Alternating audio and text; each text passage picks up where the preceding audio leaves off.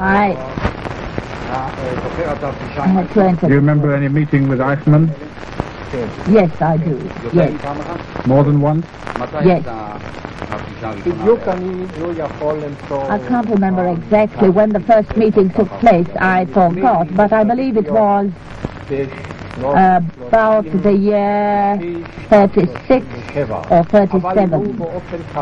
But the meetings were not regular. There were times when I did not find Eijkman. He was traveling, and later when I read where he has been, but at the time we did not know. Tell me, please, when you met Eichmann, where did you meet him? Where did he sit?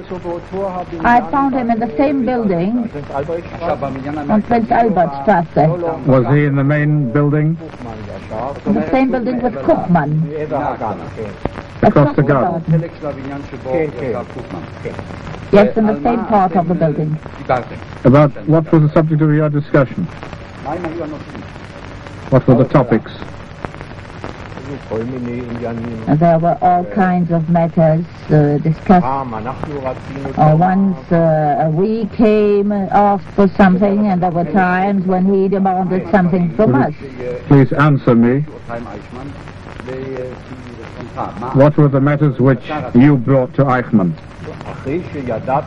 When I learned that he was the man on the spot, and I had the impression at the time that he was listening to our matters and was sincere, trying to understand the situation, then I also applied to him, and during a conversation I put forward some complaints and requests. I was in general dealing also within the framework of the Reichsvertretung, also with the Hachshara, preparing the pioneers for Palestine, and they were dispersed all over Germany in places where the custom was like in Berlin.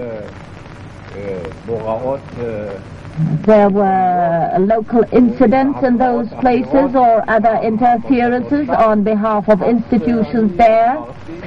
And then I came to Eijkman and said that this could not carry on. If we want to carry on our job, this has to stop, and requested that he intervene to arrange the matters. Did he promise this?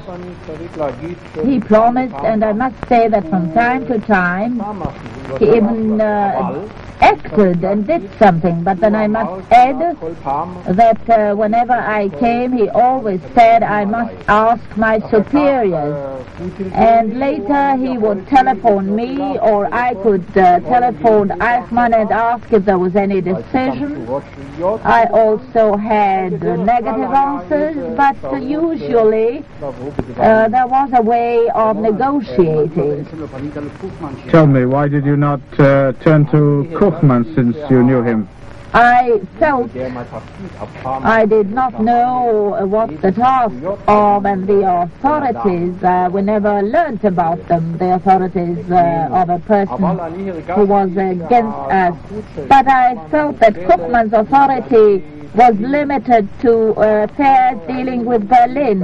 And we were interested also to deal with matters I mentioned before. That is why I thought that this was the way to influence other institutions with which I had no contact. I understand. What were the things that he wanted from you? In what matters did Eijkman show interest? Did he summon you at times? Yes, he did summon me, but this was also connected with a matter. Let's say we applied for a certain privilege for an emissary from Palestine to come to Berlin, and handed in an application regarding this matter. I was called to his office to hand in information about the man, and besides I had the impression that he was after something. He wanted to learn something, the details of a certain matter. And of course every one of us knew that things were not easy and that there were many matters difficult to explain, even to us. And he asked me what they were.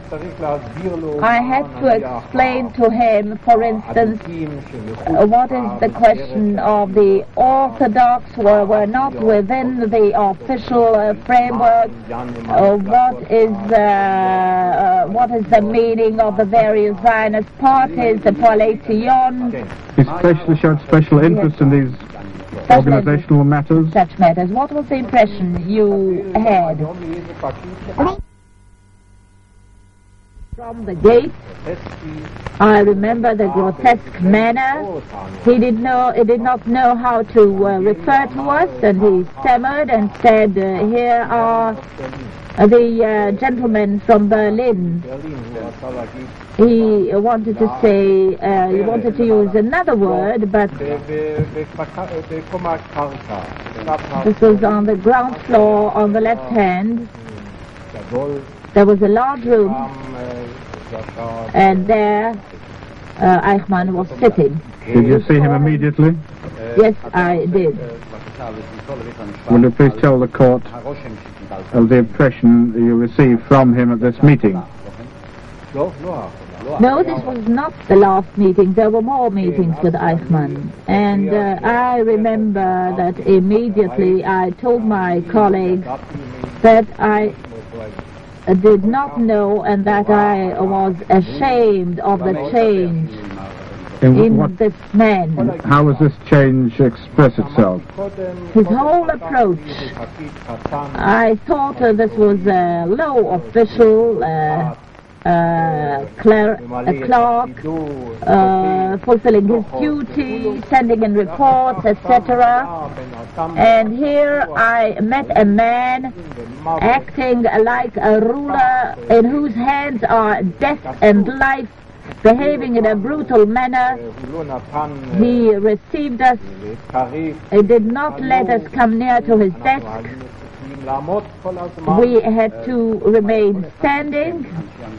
Dr. Meyer, did all the members of the delegation recognize him? I cannot say. I doubted whether all of them knew him. Besides you, did anybody else know him, recognize him? Were there any signs of recognition between you at this meeting in Vienna? There was no connection or a way of addressing the man as if he passed us through the whole building and comes out without property, without any privileges, except a passport with the instruction you must leave the country within a... Men who were at the time the officers of the Jewish department at the SD, Aeychman, and a journey to Palestine and to Egypt. This was supposed to include, besides obtaining general information on Zionist problems, also a visit to the Grand Mufti, and Dr. Reichhardt was to report, but the visit did not materialize because the British authorities limited the stay of Aeychman in spite of his tourist visa.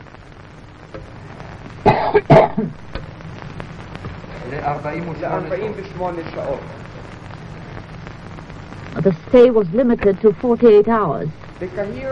In Cairo, at the time, there were discussions with Arab nationalists, journalists from Jerusalem, children and women in larger numbers. I must add that the Grand Mufti, during his stay in Germany, was a liaison officer with the German government. There was a German officer. Cotton. Affidavit. Is Hoopen Cotton still alive? As far as I know, he is. Do you know where he is? No, I will not try to guess, because it seems the defense knows where the gentlemen are to be found, I believe. I thought Hettel was in Germany, but it seems he is in Austria. I will not guess where the whereabouts of these people.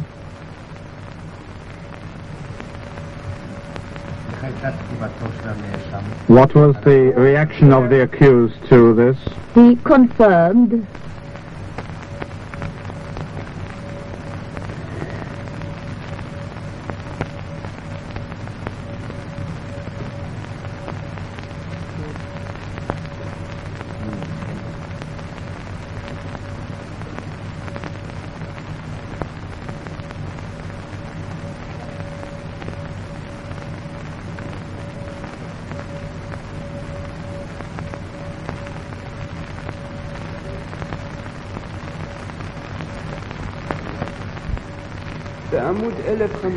On page 1056, the accused, there is questions and answers, and let's ask, he probably knew the activities of your department, Aijkman. Yes, of course. Dass sofort die Hände anschwollen und sich ätzende Wunden bemerkbar machen.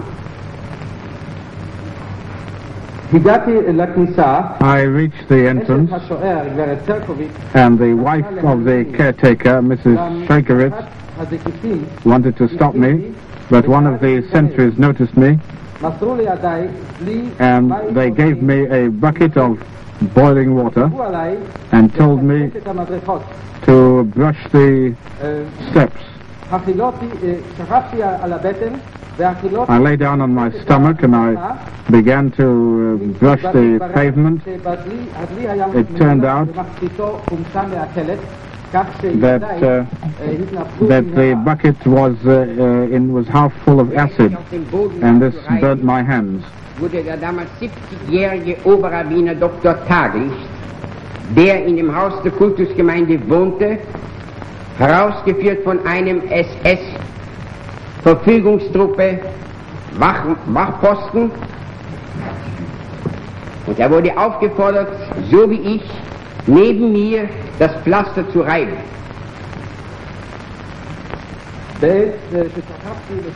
And while I was lying down on my stomach doing this job,